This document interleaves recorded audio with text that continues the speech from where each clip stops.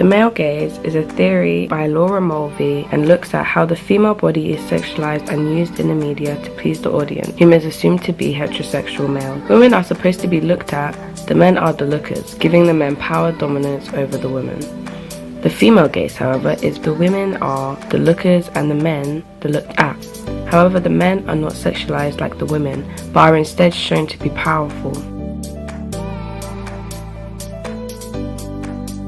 The demand pose is when the person is looking straight into camera, and it's a dominant pose, and it basically represents dominance and strength, that you're not offering something but you're looking into somebody. The second pose is the offer pose, which is less dominant, and the last pose, it would be when you're looking away from the camera. Women are simultaneously looked at and displayed with their appearance coded for strong visual and erotic impact. Mulvey in her book, Visual and Other Pleasures.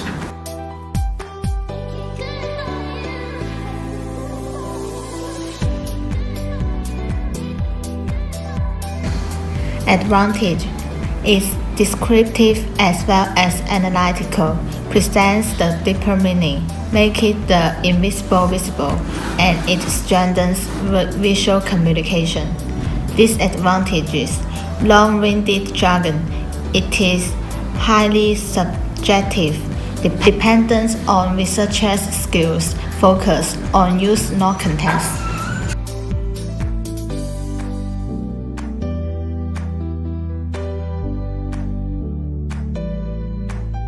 Ethics and limitations. The signs can only be interpreted accurately depending on culture. Therefore, different images may have different meanings and possibly offend other people depending on their cultural upbringing.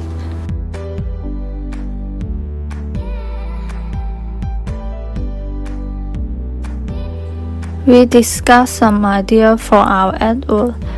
In my idea, the main character is a YouTuber who is using his mobile phone to live exploring the haunted house, and then the ghost suddenly appears. The YouTuber heavily turns on the flashlight, and the flashlight is so dazzling that the ghost can't help covering his eyes. This time in the ghost side suddenly appears a person holding a bottle of sun cream and said, "An aeroplane sun cream, not afraid of any light." The last scene is a ghost holding sun cream chasing after the screaming YouTuber. This idea is a combination of horror and humor that audience can remember. The denotation of this video is an adventure story, and its connotation is an advertisement of sun cream.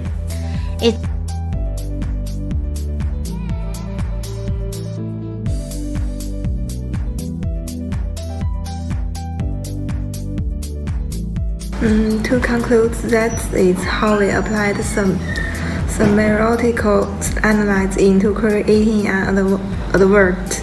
Any advertising company should consider the factors we mentioned in this video in order for their advert or thing to successfully attract and be understood by their target audience.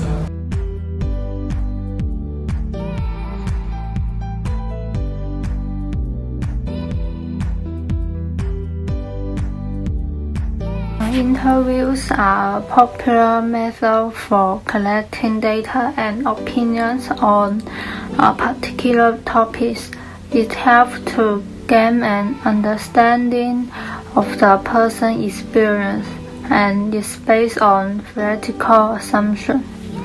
There are three types of interview structures. Firstly, there is a structured interview. This is a fixed interview with set questions and a set order in which to do them. It provides quantitative data results. This structure allows for the interview to be easily replicated and easily to collect comparable data, as it has closed questions. However, the closed questions do not allow for further insight and depth from the interviewee, and fixed structure limits the option to expand upon and create new questions based on the answers they've already given. Semi-structured is when the interviewer has some questions or topic guides that they want to ask but has no set order in which they want to ask them. It allows for some flexibility and therefore expansion and depth in answers, and it provides qualitative results. Unstructured interviews have a topic, and with that topic sometimes comes real big questions, but it's the main idea is about interviewee, and most of the time it's really flexible. With unstructured interviews, however, the interview may go off topic, and therefore it is the responsibility of the interviewer to keep it on task. Bernard said something you can get beyond this point,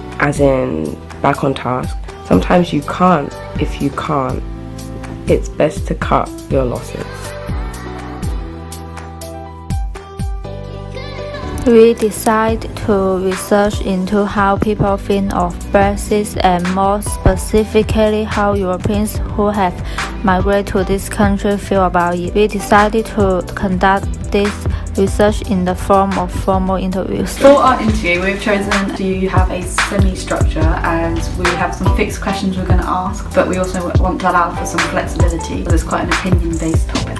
We choose to record the interviews in an interviewee dorm for 3 reasons. Inside it's quiet, and little noise from outside, such as traffic. The lighting in the dorm is bright, means that the camera will appear higher in its quality. And finally, being in a location where the interviewee is familiar with will make them feel more comfortable and answer questions faster and easier. We have an interviewer, which is you. Interviewer. The interviewer is in charge of asking questions and keeping the interviewee comfortable, engaged, and interested. And then one of us can be the observer.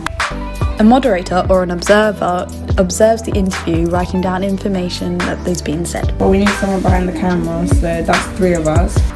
Facilitator is in charge of keeping production running smoothly. Ethics are an underrated but very important aspect of conducting interviews. Research tells that interviewers who are proactive about preventing complications are often more successful. Psychological harm can be caused by the discussion of traumatic experiences, among other things, but the core of potential harm would be the breach of confidentiality and privacy. It's important to remember that the interviewee can be harmed with or without the intention to do so. So that being said, it's crucial for researchers to play it safe when protecting interviewees. Some guidelines to follow are to obtain the proper consent, respect interviewee privacy, respect cultural norms, and ensure that the data collected is thoroughly protected from third parties. Just so you know, we are using this video for our course. It shouldn't be going online anywhere, just for our teachers to view and for our classmates. So if you're uncomfortable, if you don't want to answer any questions, you have every right to. Don't feel any pressure. The second question I have for you is, do you know anyone that will be closely affected by this Brexit situation? Yeah, I actually know a few people. I have like a lot of friends that are like from different countries. So like I know one of my friends is from Portugal, and the jobs like there is really bad. Like, there's no jobs at all. So he's obviously like come here to get a better job and kind of just start a new life. Right. And it's very possible that like when Brexit comes in, it's going to basically get deported. Thank you for that. An asynchronous interview is when the interviewee does not do the interview at the same time as the interviewer. So for example, filling out a survey on SurveyMonkey or through email is not at the same time as the interviewer. In conclusion, we feel that interviews is one of the best ways of conducting research as compared to other methods. Space is simply put an area. It is the denotation of a room, an area with 4 walls and a door, for example. Understanding of space depends on our place within it. Place would be the connotation of a space, so that space of 4 walls and a door can become a bedroom because it has a bed in it, and that's how we interpret its use from the tools and feelings we have towards it. Places have value to us. There are a few approaches into researching space, to multidimensional approach, Marxist approach, and post-colonial approach. Some things you need to consider when conducting the methodology. You need to consider what is accepted as normal within the space, what behaviours are not accepted within the space, and how are these assumptions regulated. There may be signs around, which links to semiotics. Culture plays a part to some of these assumptions, as we are told when we're growing up. These assumptions, for example, to be quiet in a library. You also need to consider desire lines, So where people follow, is it fixed path or created through shortcuts and then traces? There are 3 types of space. First, space is the context material realities of the space. Second, space is the representation and discourses about the space that shapes our perceptions. Third, space is the material realities and discourses that construct the space in imaginary terms. First and second together creates the third space, which is place. Advantages and disadvantages. It's useful for understanding the historical diffusion of cultural traits and institutions. Abstract notions of space are observed, looked beyond the material landscape to dig at the truth behind spatial phenomena. The disadvantages are you do not get at the underlying forces and structures that uphold those traits and institutions. It also depends on the researcher's ability and willingness to address the complex social issues linked to the space/place.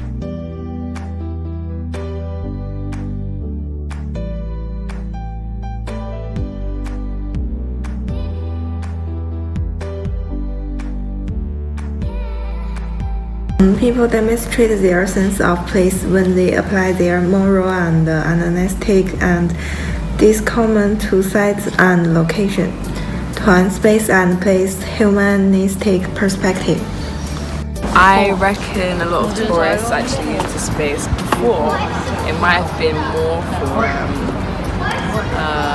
nationalists inside the UK, but now since it's become less and less popular, I feel like it's for tourists. Touch on what you said and then show people taking pictures and say, but eventually everyone who comes here turns into a tourist. Us personally were researchers because we came here to observe and to document our findings. But if you can just turn the camera real quick.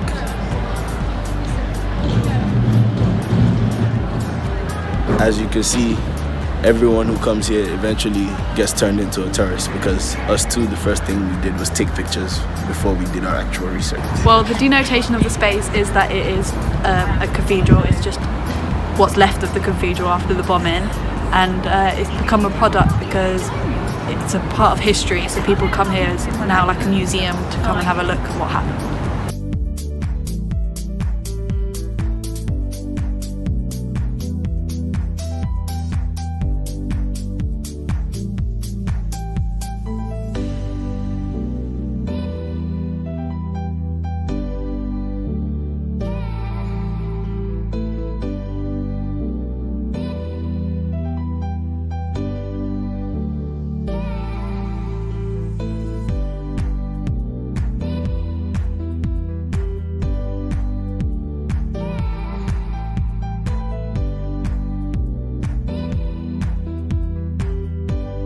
Like that. I think it might be that. This is a holy place basically, so anybody who's coming here knows to respect the same laws that you do in the place of God or any religion. I mean, yeah. Also, they have like health and safety signs, like over there there's a fire exit and stuff. So you know that it's the place.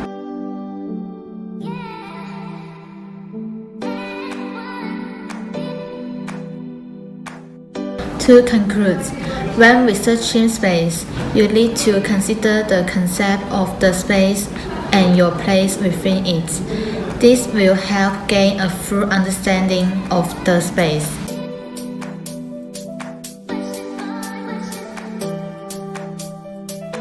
Researching of sensory experiences and culture. What is sensory ethnography? Well, Pink suggested that it goes beyond ethnography. It is informed by an understanding of the interconnected senses, and it incorporates new methods to go beyond listening and watching using multiple media. We use all multisensory experiences when engaging with objects and things. Method involves engaging with the senses and probing sensory categories that people use in a sensory experience. Sensory perception and sensory categories equals interconnected senses of ethnography practice. The senses are the interconnected dominant senses and vary for different animals. For humans, our dominant sense is sight. We identify objects and things from our sensory experience with them. For example, the taste, smell, and texture of certain food would help us identify what it exactly is. This may vary for culture as different tastes and smells have different meanings and connotations.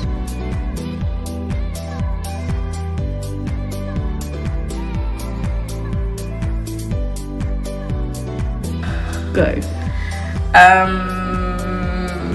Wait. About squash. Okay, so I have no, I don't know what I was going to say.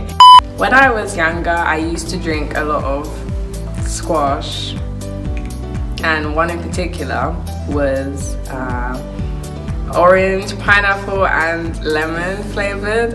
And because I drank it so much when I was younger, now when I drink it, I always have a nostalgic feel of when I used to go to school and go to after school clubs and swimming and girls brigade.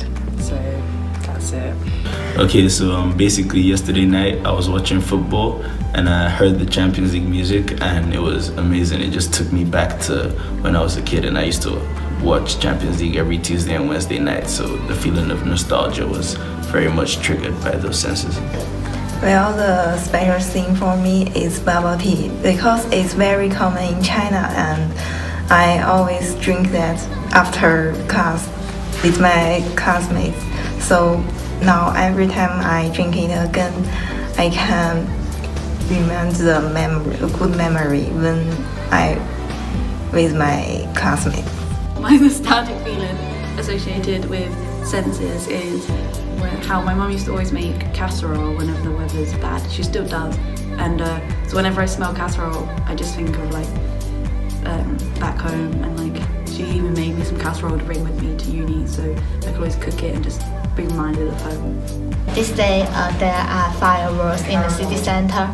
I can't see it because I live far away from city center, but I can hear that.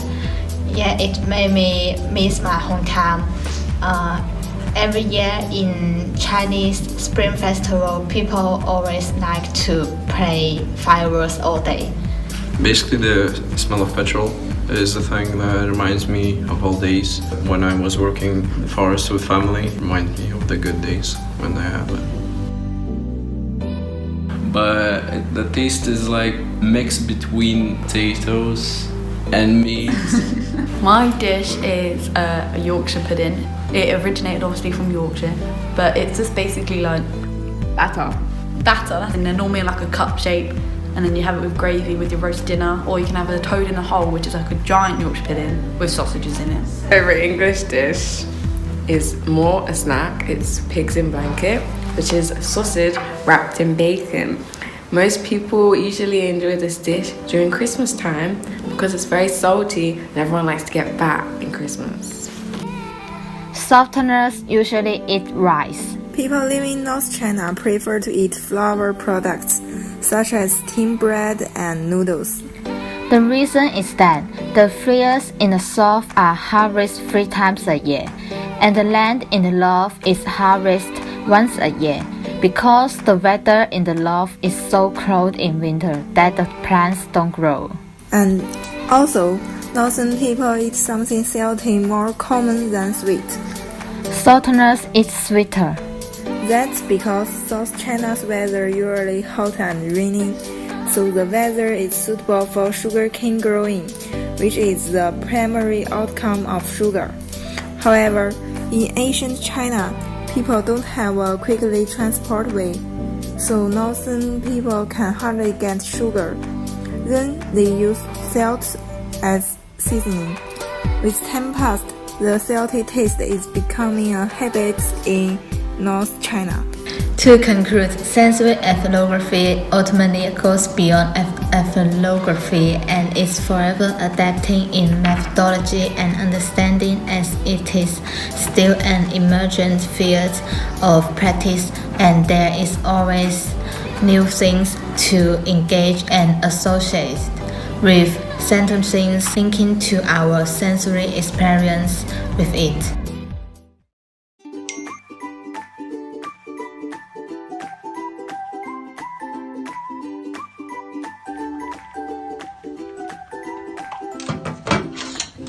Ivy has good self-control. She is able to leave her phone alone in the morning. Its sole purpose is just to be an alarm. Elmas, however, she lacks control and her phone plays a big role in her morning routine. This is problematic borderline addiction. It's the fear of missing out. Being asleep, she may have missed something. Ivy tends to use less digital technology in her studies. Her phone is away and she is focused on the one thing she is doing. her essay. Almas, on the other hand, even finds a way to incorporate digital media into her work with the use of YouTube tutorials. Although YouTube tutorials can be good, just have to watch out for the suggested likes video trap. Almas also likes to have Facebook open on her laptop or computer and her phone. She can see the message coming through on her phone and will reply on her laptop. I tend to avoid picking up my phone whilst I'm studying because once I pick it up I will get distracted and be on it for hours.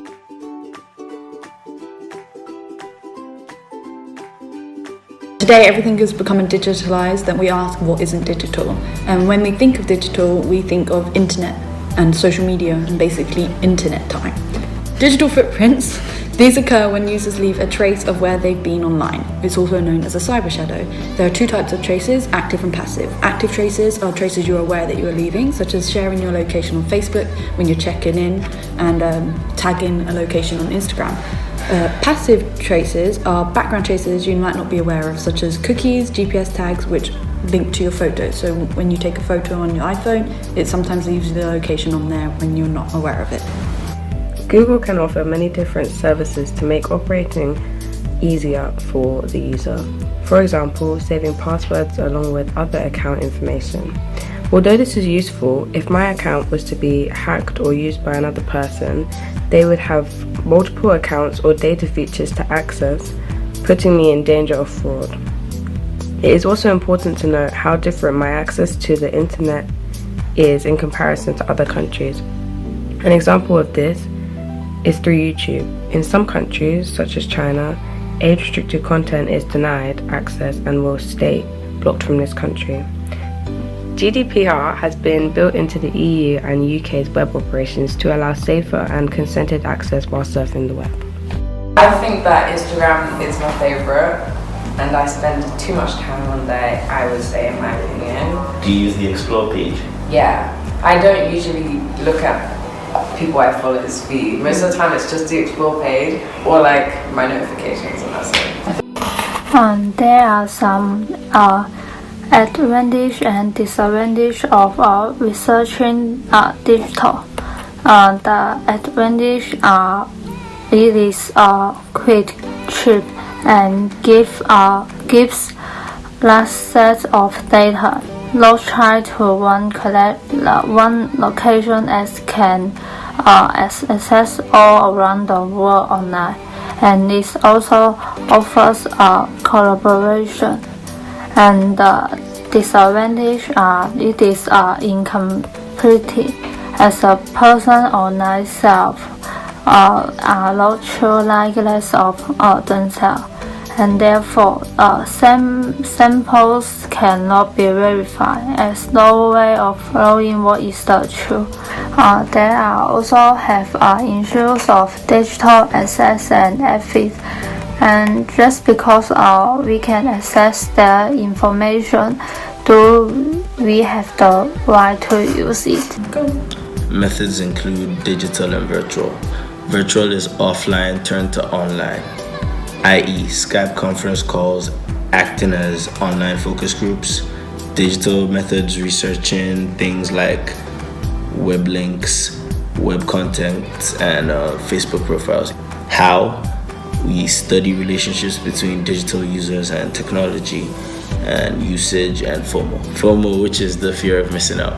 When using digital media, we really need to consider what information we're putting out there into the internet, and what kind of settings is out on our technologies like phone or computers. We need to really realize what we're putting out, because long before we realize, some people might use it as research, and there will be a lot more data out there than we could say ourselves.